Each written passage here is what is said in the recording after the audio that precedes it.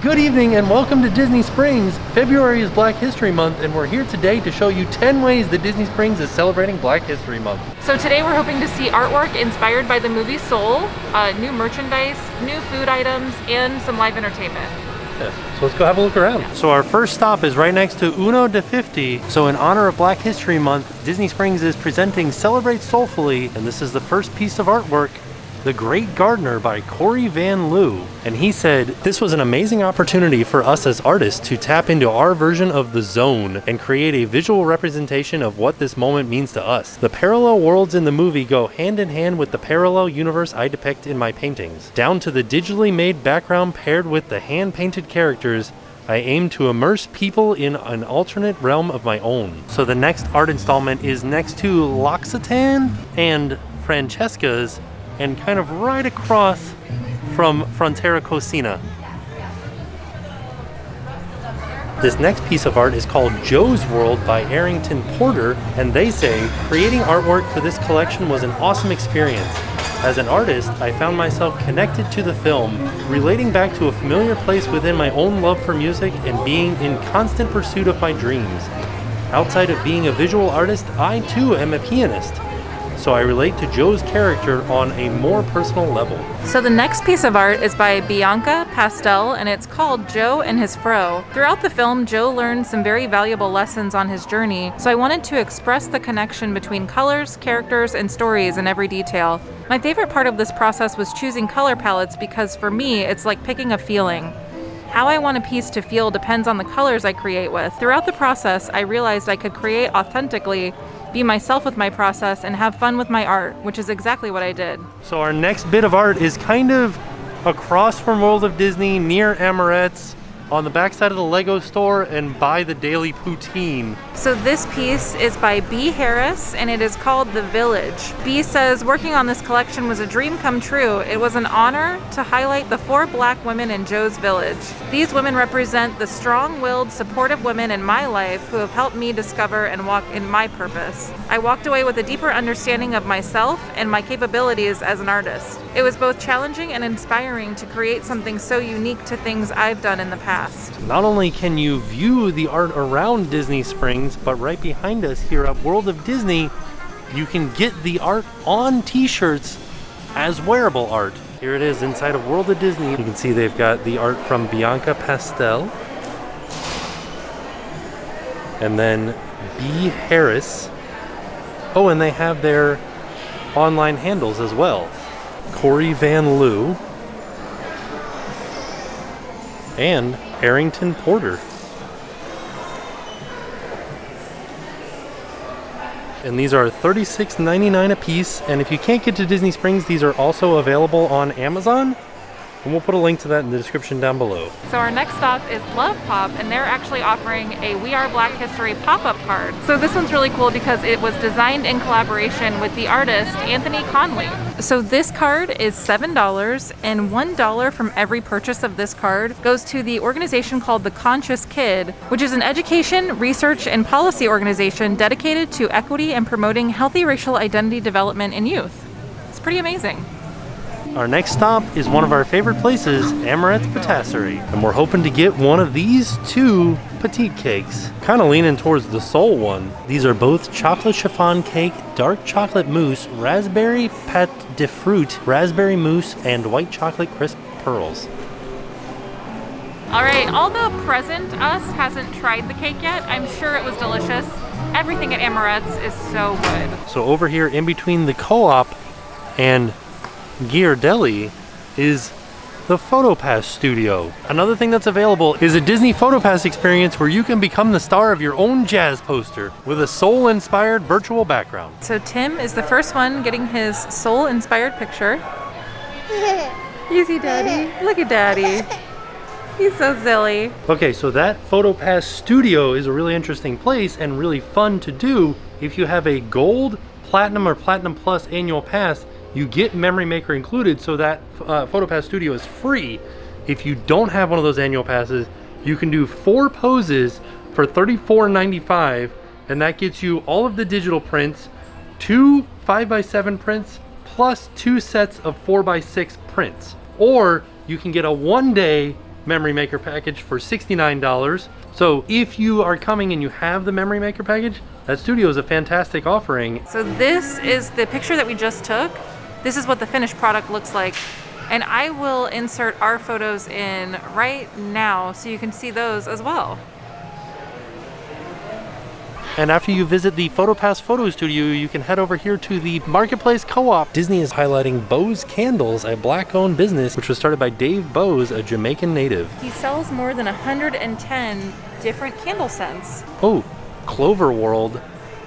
Sounds like it might smell like the inside of the Grand Floridian. So we just talked to one of the employees here at Bose Candles, and they said that they do have a bunch of Disney scents, and we were correct that this Clover World is from the resorts and from Flight of Passage. It smells so good. Yeah, and they said they have Haunted Mansion on the other side. They've got Pirates of the Caribbean, Polynesian. They've got lots of different Disney scents. So this is a great way to support a black-owned business while you're shopping here at Disney Springs. Another thing that Disney Springs is offering for Celebrate Soulfully is live music, and that'll take place at various areas around Disney Springs, but here's one of the stages for some of the entertainment. Sunday is Smooth Sunday with smooth jazz. Monday is Motown Monday with Motown acts. And Thursday is Jazz Thursday with various jazz acts around Disney Springs. Another location where you can catch the live music is here at the Waterside Stage. We are right across from the World of Disney. So they will have acts in various locations around Disney Springs, and this is one of them. So be sure to keep your eyes peeled for live music all around Disney Springs. So we're over here at the House of Blues restaurant, which houses a collection of Southern vernacular art, which is comprised of untrained, self-taught, and mostly African-American artists, which very interesting. And we actually talked to somebody here, and they said they're gonna give us a quick art tour. He said they have over 600 pieces. Some of them are located on the outside of the building, but a lot of them are inside the restaurant. Wow. That's really neat. We used to do a folk art festival, and I met this lady personally. Her name was Ruth Mae McCrane, and she's a memory painter. She was a retired school teacher, and she started painting things from her childhood and memories that she had. And I love the colors, I love the detail, I love the little notes, and you know what things are in here: ice cold beer, wine, keep the lid on. I mean, it's just very, very unique. A quick example is like right here. She used to carve in wood and paint, which is very cool. So she did a lot of those. She has since, passed away, but she was a nice lady. She was about this tall and about this big around. And what was her name again? Ruth Mae McCrane, Dr. Ruth Mae McCrane. Okay. Another artist that I love to point out is, this is a gentleman named Archie Byron. He owns properties and things in Atlanta.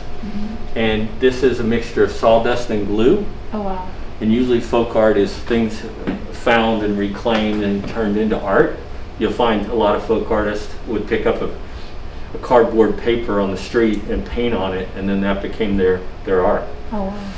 So he's a real cool, and I have several pieces I can show you around here, but just one of my favorite to point out. I mean, very cool. A little shopping plaza in Atlanta. And he actually has an art gallery and a gun shop and detective agency. He was the first black detective, I think they said, in Georgia. Okay. But all those are like what was really depicted in it. And what's nice about that, again, is it's very three-dimensional. Mose T, he was a really good artist. He had, I forget what disability, but he needed canes to walk, and he remembered being born. So that kind of gives you insight into that picture. He remembered being born, and a lot of his pieces depict things of people being born and everything. At one point in his life, had health issues, and he had a daughter named Annie. To make money in the house, she started copying his style and making art, and they would sell it as his work. Toward when he felt better and he started painting again, he goes, now you need to make your own art and put your name on it. So you'll see a lot of pieces that say Mose T, like what's in the corner. Then we'll have some that are called Annie T's, which is his daughter's work. But people go, I'm not sure if that's an Annie T or a Mose T. You don't know. Right. You don't know. So it's kind of a cool history. This is another Archie Byron. Yep. That's really cool. Now look at the pictures, the difference in the pictures. So there's with the flash. Oh yeah, the eyes. It looks like he does an iridescent color in the sawdust that makes it look like their eyes are open with a flash. Wow. And not without a flash. So it's very cool to see it. Like I've showed people that, and they go, Oh my god. Yeah, that's really interesting. It's kind of like interactive. Yep, and there's a huge piece straight across an Archie Byron, that really large piece there, and very three-dimensional. And he takes carvings and carves and paints, and we have many, many pieces of his around the venue. Leroy Allman? Mm-hmm. Yeah, his information's right there.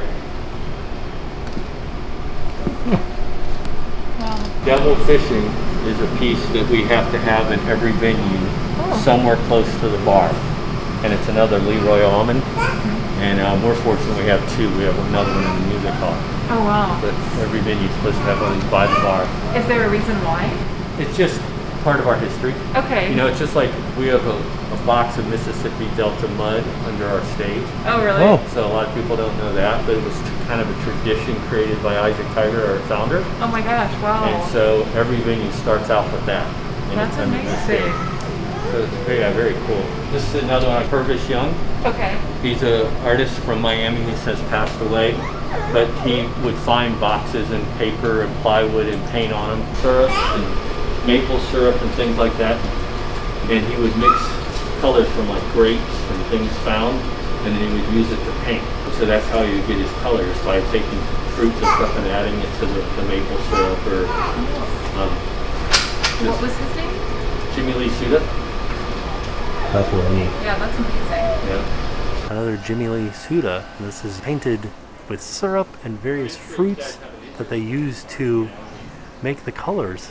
You know, the band tickets are for all rides are free. I mean, it's just, I just love the detail. I love the thought that went into it and the style. Dr. Ruth Mae McCrane. And I don't know if you caught it earlier, but he was saying that she was a memory painter. So this is just... Something that she remembered from her childhood. Yep. That's amazing, the amount of detail that she remembered. Wow. Around the back of the House of Blues is an archway made out of concrete by an artist named Mr. Imagination. And the story goes that when he was making this, he would just ask anybody walking by if they had anything that they wanted to add to the piece. And you can see there's all kinds of interesting things that have been added. Necklaces and lighters and Mickey Mouse picture frames, little toys, little cards, little Disney watches, whistles, pictures of people. What a unique experience to have something in this. They also told us that somewhere in here, somebody was walking by and he asked, "Do you want to put something in this piece of art?" And they said, "Yep, the engagement's off," and handed over their diamond ring, and it's somewhere in this piece of art. We also did want to mention that House of Blues is a nice hidden gem of Disney Springs. There's so much to learn and so much art to see. We hope that some of you guys will come down and check it out if you're down here at Disney Springs. The next spot that is highlighting Black History Month is Sprinkles with special cupcakes. So we did head into Sprinkles to ask about the cupcakes they were going to have in honor of Black History Month, but they don't actually have them yet. They're going to start having them in stock next week. She did tell us that they were going to be some red velvet cupcakes, and they would have quotes on top from famous African Americans. So I can't show you what they look like, unfortunately, but if you're here in the next couple of weeks, hopefully you can come and check those out. Here at the Edison, they have a chef spotlight highlighting Chef D. Role. Enjoy an intimate evening of creative dishes and craft cocktails at the Edison during Chef D Presents a Taste of the Bahamas, a separate ticketed event featuring the restaurant's executive chef. And that will be February 25th from 6:30 p.m. till 8:30 p.m. And we'll put a link in the description down below to where you can get your tickets. And the last stop on our Celebrating Soulfully journey is the Art of Disney, where they are showcasing Black animators who have worked on Disney films. So as soon as we walk in, there is a sign here celebrating Bruce W. Smith, who is a feature film director, animator, and television producer, best known as the creator and executive producer of the Disney Channel hit show The Proud Family, and for supervising the animation of the evil villain Dr. Facilier in the Walt Disney animated film The Princess and the Frog. And surrounding this showcase is different artwork depicting some of the films that they worked on. So this, in this case, Princess and the Frog. Smith studied animation at California Institute of the Arts and later joined the Walt Disney Studios as an animator on Who Framed Roger Rabbit. Smith went on to direct the Paramount Pictures film Bebe's Kids and co-direct the Warner Brothers live-action animated movie Space Jam, before returning to Disney to supervise animation on Tarzan and the Emperor's New Groove. Smith is currently signed to an overall deal at Disney Television Animation. So the next spotlight is on Marlon West. Marlon West, visual effects supervisor, oversees the entire image production pipeline from early visualization of the story ideas through delivery of final imagery.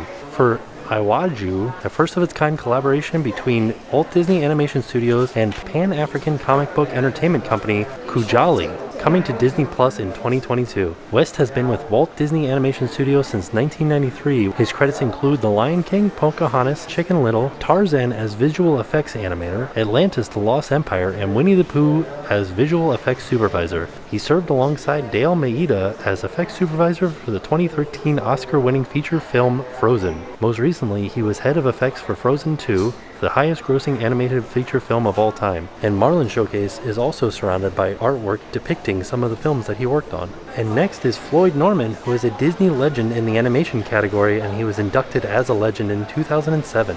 Though he prefers to be called a cartoonist, few other artists working in animation today can boast a career as varied as that of Floyd Norman. Floyd worked as an in-betweener and animator on Sleeping Beauty, The Sword and the Stone, and The Jungle Book. After Walt Disney's death in 1966, Floyd left Disney to co-found the Afro Kids animation studio with animator and director Leo Sullivan. Floyd and Sullivan worked together on various projects, including the original Hey Hey Hey It's Fat Albert television special, which aired in 1969 on NBC. Floyd returned to Disney in the early 1970s to work on Robin Hood. More recently, he worked on Toy Story 2 and Monsters Inc. for Pixar, and The Hunchback of Notre Dame and Mulan for Disney, among others. He has continued to work for the Walt Disney Company as a consultant on various projects. Floyd has published several books of cartoons inspired by his lifetime of experiences in the animation industry, including Faster Cheaper, Son of Faster Cheaper, and How the Grinch Stole Disney. And his display is also surrounded by artwork depicting some of the films that he worked on. So there you have it. That was 10 ways that Disney Springs is celebrating Black History Month. We hope you enjoyed this video, and we hope that you get a chance to come down here in the month of February to see everything they have to offer. So with that being said, we are off, and we will see you all tomorrow. And now it's time to help. So the organization we'd like to shine a spotlight on today is the Conscious Kid, which is the organization that Love Pops was contributing to. They're an education, research, and policy organization dedicated to equity and promoting healthy racial identity development in youth. So be sure to check out the link in the description down below, and thank you for watching this video.